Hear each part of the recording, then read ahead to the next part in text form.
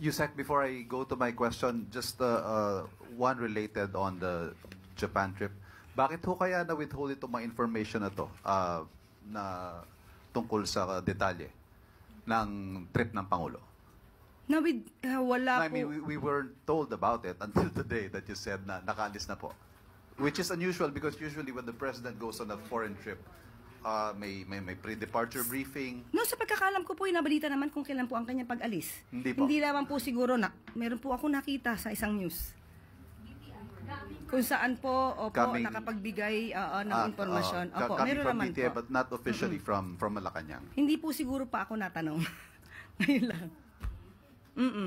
Kahapon, nag-press briefing tayo kahapon. Hindi, wala po tayong siguradong tugon para dyan dahil